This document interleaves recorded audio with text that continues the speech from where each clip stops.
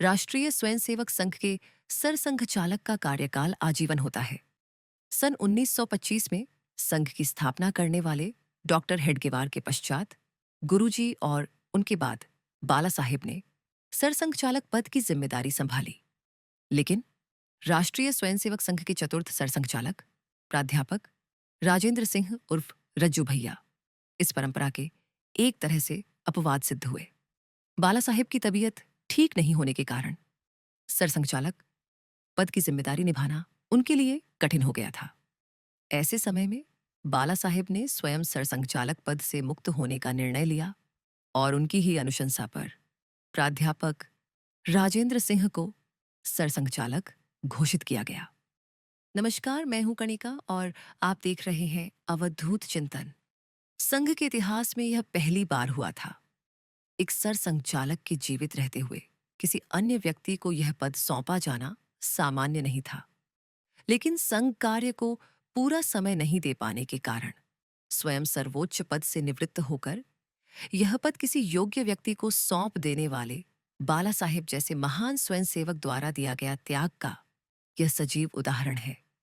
रज्जू भैया का जन्म 29 जनवरी 1922 को हुआ था। उनकी माता का नाम ज्वाला देवी और पिता का नाम बलबीर प्रताप थोमर था। राजपूत परिवार में जन्मे रज्जू भैया उत्तर प्रदेश में पले बढ़े।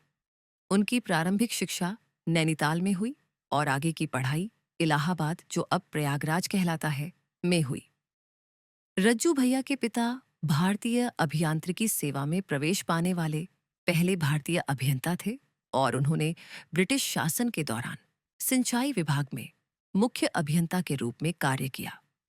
इससे पहले ऐसी उच्च सरकारी नौकरी में केवल अंग्रेजों का वर्चस्व था। उन्होंने इस एकाधिकार को तोड़ा, यह विशेष बात थी। भौतिक विज्ञान और विशेष रूप से परमाणु विज्ञान रज्जू भैया का प्रिय विषय था। नोबेल पुरस्कार विजेता डॉक्टर सीवी रमन उनकी स्नातकोत्तर परीक्षा के परीक्षक थे।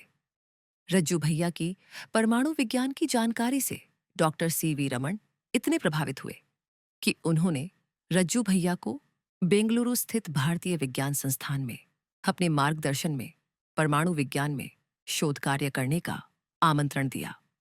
लेकिन यह जानते हुए कि उनका जीवन संघ कार्य के लिए ही है, रज्जू भैया ने प्रयागराज विश्वविद्यालय में प्राध्यापक के रूप में सेवा देने का निर्णय लिया। इसके पीछे उनका उद्देश्य था कि प्राध्यापक की नौकरी करते हुए शेष समय संघ कार्य को दे सकेंगे।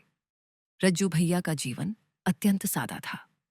अयोध्या के राम मंदिर को कब्जा कर वहां किए गए अवैध निर्माण को गिराए जाने के बाद मुलायम सिंह की सरकार ने रज्जू भैया समेत कई संघ पदाधिकारियों को जेल में बंद कर दिया।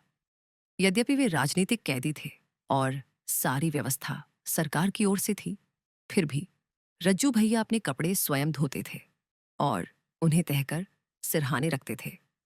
सादगी उनके असाधारण व्यक्तित्व का अभिन्न अंग थी। प्राध्यापक के रूप में उन्हें मिलने वाले वेतन का वे अत्यंत मितव्ययिता से उपयोग करते थे और शेष राशि गरीब और जरूरतमंद छात्रों की फीस में खर्च करते थे। उनके परिवारजनों ने प्रयागराज में उनके लिए एक घर खरीद कर दिया था, लेकिन बाद में उन्होंने वह घर एक संस्था को दान कर दिया और संघ कार्यालय में रहना स्वीकार किया। जीवन भर उनका कोई बैंक खाता नहीं रहा और न ही 1 इंच जमीन उनके नाम पर थी। पैतृक संपत्ति में भी अपने हिस्से को लेने से उन्होंने इनकार कर दिया था। रज्जू भैया प्रारंभ से ही प्रखर राष्ट्रभक्त थे। सन 1942 के भारत छोड़ो आंदोलन में उन्होंने भाग लिया और उसके बाद वे संघ के संपर्क में आए। संघ के विचारों ने उनके मन पर गहरा प्रभाव डाला और उन्होंने अपना संपूर्ण जीवन संघ कार्य को समर्पित कर दिया। रज्जू भैया की विशेषता यह थी कि उन्होंने विभिन्न दायित्व निभाते हुए भी तृतीय वर्ष का प्रशिक्षण पूर्ण किया और स्वयं सेवकों के सामने एक आदर्श प्रस्तुत किया। 1994 से 2000 तक के 6 वर्षों का कालखंड संघ के लिए राजनीतिक दृष्टि से समृद्ध रहा। इससे पहले राम जन्मभूमि आंदोलन ने समाज को झकझोर कर रख दिया था। इसी पृष्ठभूमि में बाबर द्वारा राम जन्मभूमि पर किए गए अवैध अतिक्रमण की मस्जिद का विध्वंस और बाद में हुए सांप्रदायिक दंगे हुए।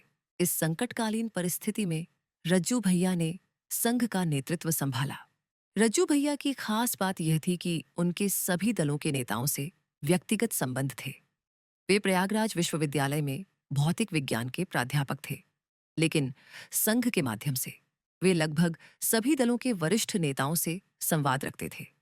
उनका मानना था कि हर व्यक्ति मूलतः अच्छा होता है, लेकिन परिस्थितियों और अनुभवों के कारण कभी-कभी वह गलत व्यवहार करता है। इसके बावजूद हमें हर किसी से अच्छे से ही व्यवहार करना चाहिए। उनका मानना था कि गुस्से और क्रोध से सिर्फ नुकसान होता है, इसलिए शांति और संयम ही संवाद का सबसे अच्छा मार्ग है। इस स्वभाव के कारण भिन्न भिन्न क्षेत्रों और विचारधाराओं के लोगों से भी उनकी घनिष्ठ मित्रता थी। शायद इसी राजनैतिक परे की मित्रता का लाभ भारतीय जनता पार्टी की अल्पमत वाली अटल बिहारी वाजपेयी सरकार को मिला हो, ऐसा सोचने में कोई आश्चर्य नहीं। रज्जू भैया के कार्यकाल की पृष्ठभूमि अत्यंत अस्थिर थी। एक ओर विश्व हिंदू परिषद राम जन्मभूमि आंदोलन का नेतृत्व कर रही थी, वहीं दूसरी ओर भारतीय जनता पार्टी की लोकप्रियता तेजी से बढ़ रही थी। हिंदुत्व की विचारधारा को जीवंत रखते हुए हिंदुओं की संगठित शक्ति को मजबूत करना और देश की राजनीति में हो रहे तेजी से परिवर्तनों पर दृष्टि रखते हुए अपने लक्ष्य की ओर अग्रसर होना, यह कठिन कार्य रज्जू भैया के नेतृत्व के कारण सहज हो गया। इसी कार्यकाल में संघ के एक स्वयंसेवक ने भारत के प्रधानमंत्री के रूप में 3 बार शपथ ली। पहली बार 16 दिनों के लिए, दूसरी बार 13 महीनों के लिए और तीसरी बार 1999 में पूर्ण कार्यकाल के लिए अटल बिहारी वाजपेयी ने भारत के प्रधानमंत्री पद की शपथ ली। संघ के अमृत महोत्सवी वर्ष में एक स्वयंसेवक का प्रधानमंत्री बनना अपने आप में एक दिव्य संयोग था। वर्तमान सरसंघचालक डॉक्टर मोहन भागवत ने हाल ही में इस कीर्तिमान की बराबरी कर ली है। संघ के शताब्दी महोत्सव वर्ष में भारत का नेतृत्व एक स्वयंसेवक कर रहा है। ये केवल भारत ने ही नहीं, बल्कि पूरे विश्व ने देखा। साथ ही भविष्य में रज्जू भैया का यह कीर्तिमान टूटे, ऐसी तैयारी संघ कर रहा है। ये प्रसन्नता की बात है। कहा जाता है कि इतिहास खुद को दोहराता है। रज्जू भैया के जीवन में यह घटना 2 बार घटी। बाला साहेब ने अपने जीवन काल में ही स्वास्थ्य कारणों से संघ का दायित्व रज्जू भैया को सौंपा और उन्हीं कारणों से रज्जू भैया ने वर्ष 2000 में सरसंघचालक पद की जिम्मेदारी सुदर्शन जी को सौंपी। इसके बाद का शेष जीवन उन्होंने पुणे में बिताया। संघ कार्य को संपूर्ण जीवन समर्पित करने वाले राष्ट्रीय स्वयंसेवक संघ के परम पूज्य सरसंघचालकों की श्रेणी के इस अद्वितीय व्यक्तित्व ने 14 जुलाई 2003 को अपना नश्वर शरीर त्याग कर परमात्मा की ओर प्रस्थान किया। उनके अंतिम दर्शन के लिए अनेक राज्यों के मुख्यमंत्री, भारत के प्रधानमंत्री अटल बिहारी वाजपेयी, उप प्रधानमंत्री लाल कृष्ण आडवाणी और उपराष्ट्रपति भैरों सिंह शेखावत उपस्थित थे। भौतिक विज्ञान के क्षेत्र में उनके शैक्षणिक योगदान को श्रद्धांजलि स्वरूप प्रयागराज विश्वविद्यालय ने उनके नाम से एक संस्थान की स्थापना कर उन्हें मरणोत्तर सम्मान दिया। अगर आपको यह वीडियो पसंद आया हो तो लाइक करें, कमेंट करें, चैनल को सब्सक्राइब करें और बेल आइकन दबाना न भूलें, ताकि आपको हमारे नए वीडियो की सूचना मिलती रहे।